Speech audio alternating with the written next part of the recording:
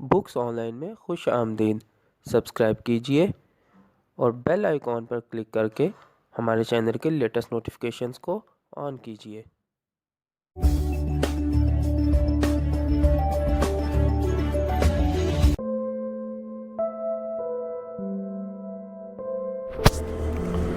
अऊज़ु बिल्लाहि मिनश शैतानिर रजीम।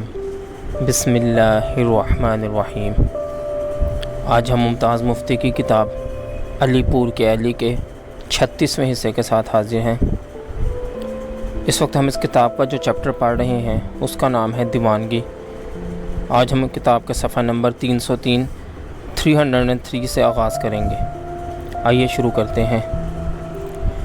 जलता बुझता साइन बोर्ड।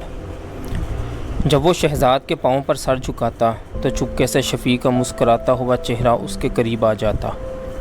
अगर औरत की आरज़ुएं पूरी ना की जाएं तो वो इंतकाम लेती है। इसके साथ ही सफ़ेद कफन में लिपटा हुआ आसिफ मुंह से पल्लू उठाकर यूं बेबसी से मुस्कुराता जैसे शफ़ी की हाँ में हाँ मिला रहा हो। अली चौंक कर उठ बैठता और फिर शहज़ाद की तरफ देखकर उसकी बेनियाजी और बेपरवाही को महसूस करके ये समझने लगता कि शहज़ाद की आरज़ुएं पूरी नहीं हो रही। फिर वो गहरी सोच में पड़ जाता। हाँ, जब भी वो तख्लिया में इससे दूर हो जाती है और दूरी में इसे उकसाती है, जब भी वो तन्हाई में यूं बेपरवाह हो जाती है जैसे अली के वजूद का उसे एहसास ही ना हो, और फरहत, हाजरा और जानू के सामने बहाने बहाने उसका दामन खींचती है, चोरी चोरी उसका गाल सहला जाती है या चलते चलते चुटकी भर लेती है। जाहिर है वो सोचता कि तख्लिया में अली को चरण तपसिया करते देखकर वो मायूस हो जाती है और लोगों की मौजूदगी में फिर से उम्मीद का दीप जला लेती है। उन दिनों अली ये न जानता था कि औरत के लिए मोहब्बत महज एक माहौल है। चरण तपसिया भरी निगाहों और रुमान भरे ख्वाबों से बना हुआ माहौल। उसे ये मालूम न था कि औरत को मर्दाना जिस्म की ख्वाहिश ज़िमनी होती है। उसके नज़दीक मोहब्बत एक ज़हनी तासुर है। जिस्म को वो सिर्फ़ इसलिए बर्दाश्त करती है कि वो तिलस्म ना टूटे, वो तिपसिया भरी निगाहें गुम ना हो जाएं। लेकिन अली शहज़ाद की बेनियाजी को मायूसी समझता था। हालांकि वो बेनियाजी एहसास, तस्खीर व मुसर्रत का बेपाया इजहार थी। अली इन बातों को समझता भी कैसे? उसे तो ये बताया गया था कि ज़बान खल्क़ नकारा खुदा होती है और खुदा का नकारा कभी दरोग बयान नहीं कर सकता है भला। उसने अपने दोस्तों के अलावा कई बार छुप छुप कर बुज़ुर्गों की बातें भी सुनी थीं। इन सब का ख्याल था कि औरत की आरज़ुएं पूरी ना की जाएं तो वो इंतकाम लेती है। और इन आरज़ुओं के मुतल्लिक़ कई बार अली अहमद हंस कर कहा करते थे, इन औरतों की क्या पूछते हो मियाँ, ये तो तब तक तुम्हारी हैं जब तक तुम्हारी गिरफ्त में हैं। हाथ से निकल गईं तो फिर तुम कौन, हम कौन। इस नकारा खुदा के बावजूद अली का जी नहीं चाहता था कि वो इसे हकीकत तस्लीम करे। क्या औरत की आरज़ू यही होती है? क्या शहज़ाद यही चाहती है? नहीं नहीं, वो झिल्ला उठता। शहज़ाद ऐसी नहीं, वो आम औरत नहीं, वो कभी ऐसी बात की आरज़ू नहीं कर सकती। उसके बावजूद दिल ही दिल में अली लोगों की बातों को तस्लीम करने पर मजबूर था। वो इस कश्मकश में डुबकियाँ खाता रहा, अंधेरे में अपना रास्ता टटोलता रहा, लेकिन दूसरी साथ में सूरज की मुनव्वर किरणें उसकी आंखों को चकाचौंध कर देती और वह फिर से अंधा हो जाता। उसकी कैफियत इस बिजली के साइन बोर्ड की सी थी जो एक साथ में रोशन हो जाता है और दूसरी साथ में बुझ जाता है। अज़्म। नकारा खुदा के शोर के बावजूद शायद अली कभी इस राह पर गामज़न न होता, मगर उसे डर था कि कहीं शहज़ाद उकता कर उसे अपने हाथ से फेंक न दे। वो सभी कुछ बर्दाश्त कर सकता था, मगर शहज़ाद से क़ता ताल्लुक़ इसे गवारा न थी। अगर शहज़ाद की आरज़ुओं का कुर्ब से ताल्लुक़ नहीं तो कुर्ब की कोशिश से वो ज़्यादा नाराज़ होगी ना, मायूस तो ना होगी। इसके दिल में खामोश अज़्म पैदा हो गया, गोया एक नहते ज़ख्मी सिपाही ने हमला करने की ठान ली। कई एक रोज़ वो सोचता रहा। उसका यूँ सोचते रहना शहज़ाद के लिए ख़ासा परेशान कुन था। वो बार बार पूछती, अली क्या है तुझे? कुछ नहीं, अली जवाब देता। ना, शहज़ाद इशारा करती। यूँ सोच विचार में नहीं पड़ा करते, जब से अमृतसर से आए हो न जाने क्या हो गया है तुम्हें। شہزاد کو آصف کی موت کا پتہ تھا، اسی لیے وہ ایلی کے متعلق فکر مند تھی۔ وہ دن میں کئی ایک بار فرحت کے ہاں آتی تاکہ ایلی کا پتہ لگائے۔ ہر بار وہاں آنے کے لیے وہ نئے سے نیا بہانہ تلاش کرتی اور ہر بار فرحت طنز بات کرتی جسے سن کر شہزاد ہنس دیتی۔ پھر وہ ایلی کے قریب آ جاتی۔ کہو جی، کیا ابھی تک جنون نہیں گیا؟ وہ ہنس کر پوچھتی۔ ایلی مسکرا دیتا۔ جنون بھی کبھی جاتا ہے۔ اچھے امرتسر گئے تم، اب چارپائی کو چھوڑنے کا نام ہی نہیں لیتے۔ وہ ہنسی۔ لے، ہاجرہ کہتی، وہ تو اس حالت میں بھی تمہاری طرف جانے کے لیے بےتاب رہتا ہے۔ پتہ نہیں، فرحت مسکرانے لگی۔ شہزاد نے کیا جادو کر رکھا ہے ہم سب پر؟ جادو تو ہوگا، شہزاد آنکھیں چمکا کر کہتی۔ مجھے بھی سکھا دو، فرحت بات بدلنے کی کوشش کرتی۔ یہ منہ اور مسور کی دال، تم سے تو اتنا ہو نہیں سکتا کہ خاوند کو کابل سے بلوا سکو۔ سچ کہتی ہو، فرحت جل کر کہتی۔ یہ منہ اور مسور کی دال۔ شہزاد آنکھیں چمکاتی۔ خالی منہ سے کیا ہوتا ہے؟ بڑی بڑی شکل و صورت والیاں اپنا سا منہ لے کر رہ جاتی ہیں۔ پھر وہ بات بدلتی۔ یہ ایلی پڑے پڑے کیا سوچتا رہتا ہے؟ تمہارے متعلق ہی سوچتا ہوگا، فرحت پھر وار کرتی۔ کیوں ایلی میرے متعلق سوچتے ہو؟ شہزاد ایلی پر وہی نگاہ ڈالتی۔ جواب دو۔ ہاں، تمہارے متعلق، ایلی ہنستا۔ اب کی بار آ لیں وہ، ان سے شکایت کروں گی، پھر مکر نہ جانا، شہزاد سنجیدگی سے کہتی۔ ان کو تو تم نے جان بوجھ کر باہر بھیج رکھا ہے، فرحت چیختی۔ ہے نا، شہزاد ہنستی۔ اب تو مجھے مانو گی نا؟ اب تو بہت دیر ہو گئی، کب آئے گا شریف؟ ہاجرہ بات بدلنے کی خاطر پوچھتی۔ کیا معلوم کب آئیں گے، شہزاد مسکرائی۔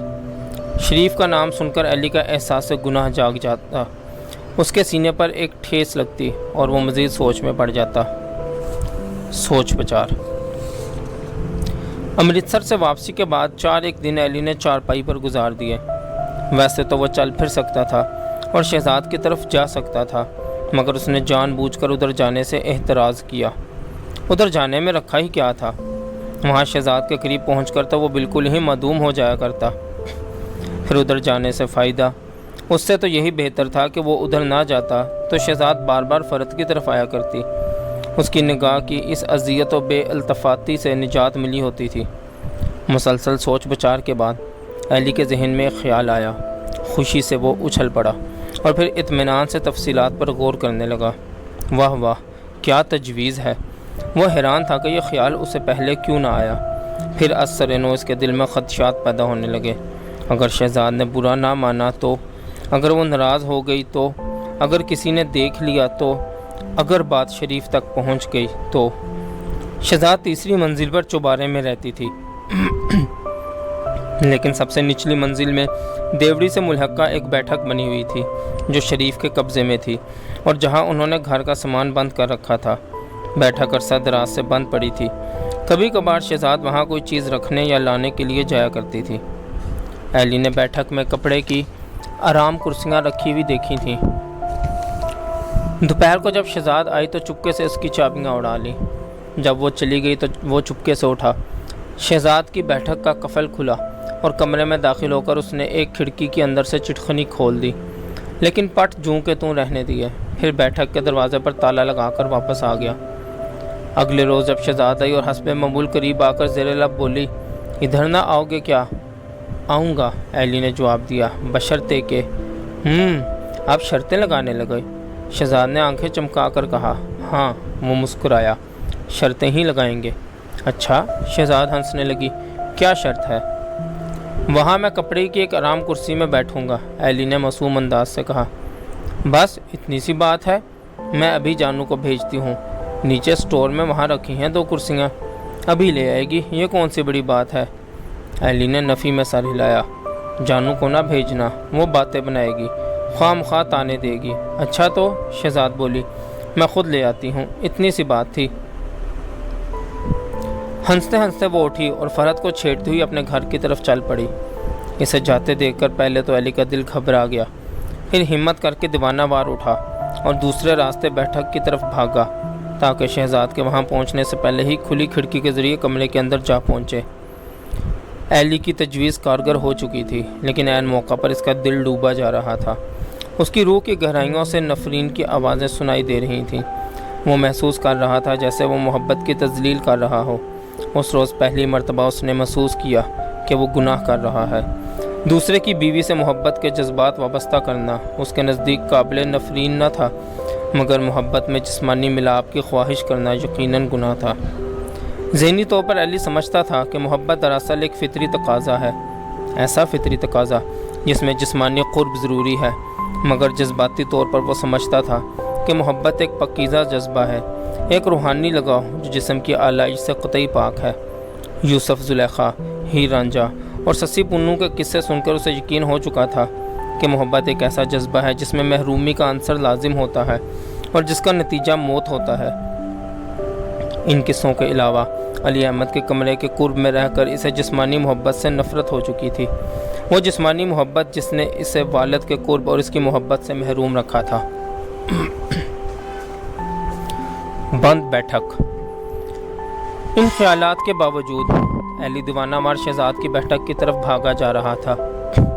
اس کے دل میں شہزاد کے حسین جسم کا شوق نہ تھا، بلکہ جب بھی اسے اس کا خیال آتا وہ گھبراہٹ سی محسوس کرتا۔ اسے محسوس ہوتا جیسے وہ چاند کو میلا کر رہا ہو۔ اسے اپنے جسم سے نفرت تھی، اسے اپنی جسمانی کمتری کا شدت سے احساس تھا، لیکن ان سب باتوں کے باوجود وہ آگے بڑھا جا رہا تھا۔ اس کے روبرو شفیع مسکرا رہا تھا۔ ان کی آرزویں پوری نہ کرو تو وہ انتقام لیتی ہیں۔ بیٹھک کے پاس پہنچ کر اس نے دھڑکتے دل سے کھڑکی کھولی اور اندر داخل ہو گیا۔ اس نے احتیاط سے کھڑکی کے پٹ بند کیے اور کباڑ خانے کا جائزہ لینے لگا۔ کمرے میں ٹوٹی ہوئی چارپائیاں، چند میزیں، کرسیاں اور دیگر سامان گرد سے اٹا پڑا تھا۔ نہ جانے کب سے وہ کمرہ بند پڑا تھا۔ جگہ جگہ مکڑی کے جالے تنے ہوئے تھے۔ مکڑے بڑے بڑی ٹانگیں پھیلائے دیواروں پر بیٹھے تھے۔ ہر جگہ گرد کی تہہ جمی ہوئی تھی۔ پاؤں کی آہٹ سن کر وہ ایک بچھی ہوئی چارپائی کے نیچے دبک کر بیٹھ گیا اور انتظار کرنے لگا۔ کوئی سیڑھیاں اتر رہا تھا۔ پاؤں کی چاپ میں بھدا پن واضح ہے، وہ نہیں ہو سکتی۔ اس کے قدموں کی چاپ میں ایک لے ہوتی ہے۔ پاؤں کی چاپ قریب تر ہو گئی، پھر وہ آواز مدھم پڑ گئی، حتیٰ کہ خاموشی چھا گئی۔ ایلی نے اطمینان کا سانس لیا۔ اس کے دل کا ایک حصہ دعائیں مانگ رہا تھا کہ شہزاد نہ آئے۔ وہ غور سے اوپر کی منزل کی آوازیں سننے لگا۔ شہزاد کا چوبارہ اوپر تیسری منزل پر تھا، اس لیے اس کی آواز سنائی نہیں دے رہی تھی۔ درمیانی منزل میں عام طور پر سعیدہ رہا کرتی تھی، جو ان دنوں اپنے خاوند کے ساتھ کہیں باہر گئی ہوئی تھی۔ اب وہاں اکیلی رابعہ رہتی تھی۔ رابعہ اپنے بیٹے کے ساتھ باتیں کر رہی تھی۔ خبردار، اسے ہاتھ نہ لگانا، نہ تجھے جو کہا ہے، بڑا پیارا بیٹا ہے یہ۔ پھر خاموشی چھا گئی۔ ایلی نے محسوس کیا جیسے صدیاں بیت گئی ہوں۔ اسے اس بند کمرے سے خوف آنے لگا۔ ماہر چوگان کی طرف سے شور سن کر وہ چونکا۔ اس نے محسوس کیا جیسے اس کے وہاں چھپنے کا راز آشکار ہو چکا ہو اور وہ سب اس کمرے کی طرف آ رہے ہوں۔ اس کا دل ڈوبنے لگا۔ اس مٹی سے اٹے ہوئے کباڑ خانے میں ایلی ایک قیدی کی طرح دبک کر بیٹھا ہوا تھا۔ ان حالات میں وہ اپنی محبوبہ شہزاد کا انتظار کر رہا تھا تاکہ اس کی آرزوؤں کو پورا کر کے اسے ہمیشہ کے لیے اپنا لے، اور محبوبہ بھی وہ جو پہلے سے ہی کسی اور کی تھی، جو ایک چھوٹی سی بچی کی ماں بن چکی تھی۔ اور اس کا اپنا دل اس کے اپنے ارادوں پر نفرین بھیج رہا تھا، اور دل ہی دل میں چوری چوری دعائیں مانگ رہا تھا کہ شہزاد نہ آئے۔ دفتن شہزاد کی آواز سنائی دی۔ اس کی پیٹھ پر گویا ایک چوہا پھدکا۔ وہ ڈر کر اٹھ بیٹھا۔ شہزاد کی آواز میں نہ جانے وہ لوچ کیسے آ جاتا تھا۔ اس کے گلے میں تار ہی تار تھے اور اس کی ہر بات میں مینڈ سی سنائی دیتی تھی۔ شہزاد کی آواز سن کر اس کے جسم میں جھانجھنیں بجنے لگیں، مگر اس وقت وہ آواز اسے یوں سنائی دی جیسے موت کی گھنٹی بج رہی ہو۔ ایلی کا حلق خشک ہو گیا، دل میں دھمکی بجنے لگی اور جسم منو بوجھل ہو گیا۔ کیا ہو رہا ہے رابعہ؟ اوپر کی منزل سے شہزاد کی آواز سنائی دی۔ کہاں جا رہی ہے تو؟ رابعہ نے پوچھا چابیوں کا گچھا اٹھائے۔ ذرا نیچے بیٹھک میں جا رہی ہوں، کچھ چیزیں لانے کے لیے۔ جانو کو بھیج دیتی، وہاں تو 1 منٹ کے لیے ٹھہرا نہیں جاتا، رابعہ کہہ رہی تھی۔ جانو باہر گئی ہے، شہزاد بولی، تو انتظار کر لیا ہوتا۔ شہزاد ہنسی، وہ کہاں کرتی ہے ایسے کام؟ یہ کہتے ہوئے وہ سیڑھیاں اترنے لگی۔ اپنے احساس کمتری کو دبانے کے لیے، احساس گناہ کو معطل کرنے کے لیے اور اس آنے والے خطرے کا مقابلہ کرنے کے لیے صرف ایک طریقہ تھا جیسے گھرے ہوئے کبوتر کے لیے عقاب سے بچنے کا ایک ہی طریقہ ہوتا ہے، وہ مڑ کر عقاب پر جھپٹتا ہے اور یہ حقیقت بھول جاتا ہے کہ وہ ایک کبوتر ہے۔ جوں جوں آواز قریب تر ہوتی گئی، ایلی اپنے آپ میں وہی خود ساختہ وحشت پیدا کرنے کی صحیح کرتا رہا۔ اس کی آنکھیں سرخ ہوتی گئیں، بند جوش سے تھرکنے لگا، اور وہ بھول گیا کہ وہ ایلی ہے۔ اس نے سن رکھا تھا کہ ایسے حالات کا مردانہ وار مقابلہ کرنا چاہیے، اور مرد وہ ہوتا ہے جس میں وحشت اور بربریت ہو۔ وحشت اور بربریت عورتوں کو محبوب ہوتی ہے۔ دروازہ کھلا، شہزاد اندر داخل ہوئی۔ ایلی بجلی کی سی تیزی سے اپنی جگہ سے نکلا اور لپک کر اندر سے کنڈی لگا دی۔ شہزاد نے ڈر کر ایک ہلکی سی چیخ ماری۔ کنڈی لگانے کے بعد وہ شہزاد کے روبرو کھڑا ہو گیا۔ ایک ساتھ کے لیے وہ گھبرا گئی، مگر اسے پہچان کر مطمئن ہو کر بولی، تم یہاں؟ ایلی کی خاموشی اور وحشت بھرے انداز کو دیکھ کر وہ اثر نو گھبرا گئی۔ یہ سب کیا ہو رہا ہے؟ وہ بولی، تمہیں کیا ہو گیا ہے؟ ایلی جواب دیے بغیر اس کی طرف بڑھا۔ پاگل ہو گئے ہو کیا؟ وہ زیر لب چلائی۔ وہ سمجھتی تھی کہ ایلی اس پر حملہ کرنے والا ہے۔ اسے معلوم نہ تھا کہ دراصل وہ اپنی شدید کمتری کی خفت مٹانے کی ناکام کوشش کر رہا ہے، اور اپنا روپ چھپانے کے لیے اس نے شیر کی کھال پہننے کی مضحکہ خیز کوشش کی ہے۔ خدا کے لیے، وہ چلائی، ہٹ جاؤ، یہ کیا دیوانگی ہے؟ وہ چپ چاپ آگے بڑھتا گیا۔ ضرور تم پاگل ہو گئے ہو، وہ بولی، تم اپنے حواس میں نہیں ہو۔ ہاں، ایلی نے بھیانک آواز میں جواب دیا، نہیں ہوں۔ ایلی، کوئی سن لے گا، دیکھ لے گا، پاگل نہ بنو، پاگل نہ بنو، پاگل نہ بنو، پاگل نہ بنو۔ ایک رنگین دھندلکا ایلی کے قریب تر آتا گیا، اور قریب اور قریب، اور وہ دیوانہ وار اس کی طرف بڑھتا گیا۔ اس کے ہونٹ شہزاد کا خون چوسنے کے لیے جونک کی طرح آگے بڑھے۔ ہاتھ، بازو، منہ، سر، جسم، وہ دیوانہ وار اس کے جسم کا ایک ایک حصہ چومنے لگا۔ پہلے تو شہزاد نے اپنے آپ کو اس کی گرفت سے چھڑانے کی کوشش کی، پھر وہ تھک کھا کر ایک لاش کی طرح میز پر گر پڑی۔ بھیانک خاموشی طاری ہو گئی۔ ایلی نے محسوس کیا جیسے اس کی وحشت ختم ہوئی جا رہی ہو۔ اس نے دیوانہ وار بھٹی میں نیا ایندھن دھکیلنے کی کوشش کی۔ چرار چرار، ریشمی کپڑے کے پھٹنے کی آواز آئی۔ ایلی، پاگل نہ بنو۔ ایک بار پھر مرمنی جسم میں حرکت ہوئی، پاگل نہ بنو۔ مدھم آواز میں مبہم سا احتجاج دیکھ کر وہ اور بھی بپھر گیا۔ دھپ، ایک ہوائی سی چھوٹ گئی اور مان گرد و پیش تاریک ہو گئے۔